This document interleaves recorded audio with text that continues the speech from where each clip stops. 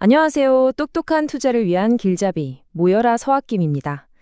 여러분, 우리가 매일 쓰는 자동차, 손에 쥔 스마트폰, 이거 어디서 만들까요? 포드? 애플? 반은 맞고 반은 틀립니다. 사실 진짜 주인공은 따로 있거든요. 바로 그 제품을 만드는 공장 그 자체를 설계하는 보이지 않는 거인. 오늘은 바로 그 회사, 로크웰 오토메이션에 대해 아주 깊숙이 파헤쳐 보겠습니다. 우리가 보통 보는 건 번쩍번쩍하는 완성품이잖아요? 하지만 그게 탄생하기까지의 과정, 그 생산 라인이야말로 어마어마한 기술의 집약체라는 사실 알고 계셨나요? 그리고 그 복잡한 생산 과정 전체를 지휘하는 숨겨진 두뇌가 있습니다. 그 정체가 바로 오늘 우리가 집중 탐구할 기업 로크웰 오토메이션입니다. 자, 그래서 오늘 우리가 뭘 알아볼 거냐면요. 먼저 이 공장의 두뇌라는 게 대체 뭔지 알아보고 당연히 로크웰 오토메이션이 어떤 회사인지 만나봐야겠죠?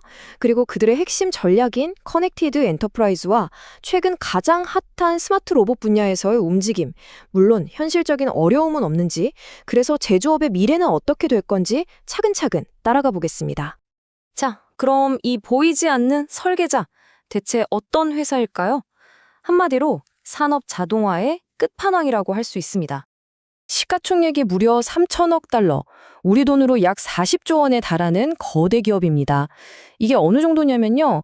웬만한 자동차 회사 하나랑 맞먹는 규모예요. 공장을 돌리는 기술을 파는 회사가 자동차를 만드는 회사만큼 크다는 거죠.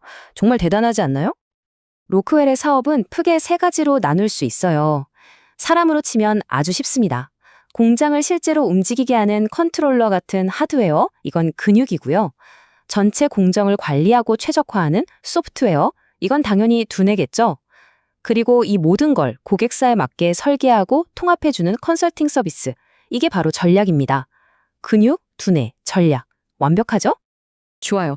그럼 이 근육, 두뇌, 전략, 이걸 도대체 어떻게 하나로 묶어서 시너지를 낼까요? 여기에 바로 로크웰의 핵심 철학, 그들의 마스터 청사진이 담겨 있습니다. 그 중심에는 바로 커넥티드 엔터프라이즈라는 개념이 있습니다. 말이 좀 어려운데 아주 쉽게 말해서 공장에 있는 모든 걸 하나로 연결해서 공장 전체가 마치 하나의 살아있는 유기체처럼 똑똑하게 움직이게 만들겠다는 거예요. 현장에서 땀 흘리는 기계들, OT와 사무실 컴퓨터 안의 데이터, IT를 하나로 합쳐버리는 거죠. 예전에는요, 이 두 세계가 완전히 따로 놀았어요. 공장 기계들은 그냥 시키는 일만 묵묵히 하고 그 데이터는 사무실 컴퓨터 어딘가에서 잠만 자고 있었죠. 서로 말이 안 통하는 거예요. 로크웰은 바로 이 둘 사이에 다리를 놔서 서로 실시간으로 대화하게 만들고 거기서 엄청난 효율을 뽑아내겠다는 겁니다. 그리고 이 연결 전략이 가장 화려하게 꼽히는 것이 어딘지 아세요?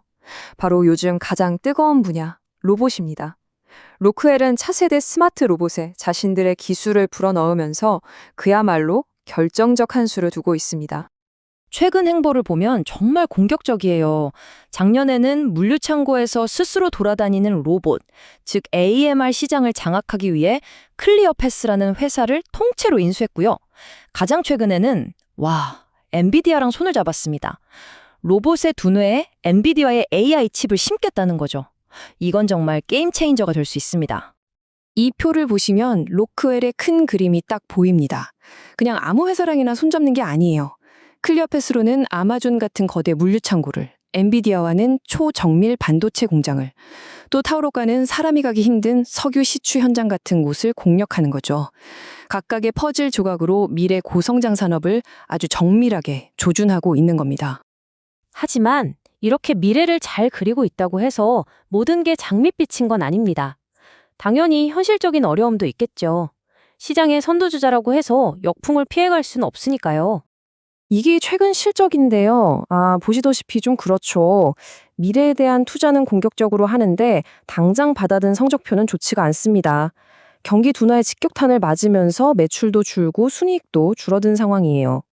특히 매출이 왜 줄었나 보니까 주요 고객인 자동차 회사나 소비재 회사들이 경기가 안 좋으니까 설비 투자를 줄인 게 가장 큰 원인이었습니다.